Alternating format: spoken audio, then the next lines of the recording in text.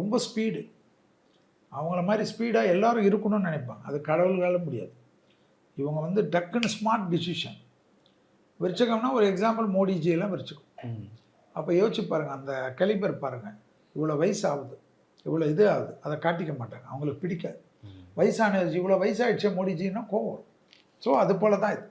அவங்க அந்த மோடிஜிக்குன்னு இல்லை, எல்லாம் அந்த ராசியை சார்ந்தவர்களும் அப்படி தான் இருப்பாங்க, ஃபிட்டாக இருக்கணும்னு பார்ப்பாங்க. ஆனால் அவங்க மறந்த மெடிடேஷன், தியானம் கற்றுக்கிறது, விரதம் இருப்பது, ஏகாதேசி விரதம் இருக்கிறதெல்லாம் விருச்சகத்துக்கு அதிர்ஷ்டம் கொடுக்கும். வளர்ப்பிறை ஏகாதேசி, தேய்ப்பிறை ஏகாதேசி, அது வந்து சுகர் இருந்துட்டு விரதம் இருந்துட்டு ஏதாவது பிரச்சனை ஆச்சுன்னா நான் பொறுப்பு இல்லை. ஸோ உங்கள் டாக்டரை கேட்டுட்டு விரதம் இருந்தால் ரொம்ப நல்லது இருக்கும். ஏற்படுத்தி தரும். எதிர்பார்க்காத இடத்துலேருந்து நல்ல செய்தி ஏற்படும். முதலீடுகள் அதிகமாகும்.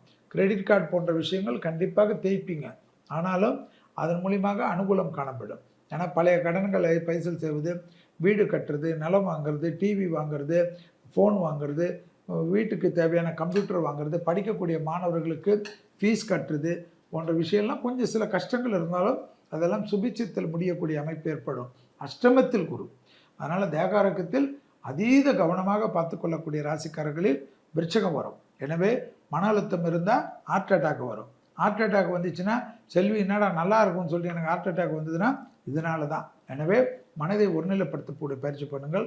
தோப்பு கரணம் அதிகமாக பண்ணக்கூடிய ராசியில் என்னை பொறுத்தவரைக்கும் விருச்சகம். தோப்பு கரணம் பண்ண அந்த காதை பிடிச்சி பண்ண அந்த எல்லாவுடைய நம்மளுடைய எனர்ஜியும் வேலை செய்யும் என்பது மருத்துவ ரீதியாக இருக்கக்கூடிய விஷயம். எனவே விருச்சகம் வந்து வயசானவங்க முடியலன்னா சோஃபாலே உட்காந்துக்கின்னு சேர்லேயே உட்காந்து எக்ஸசைஸ் பண்ணலாம்.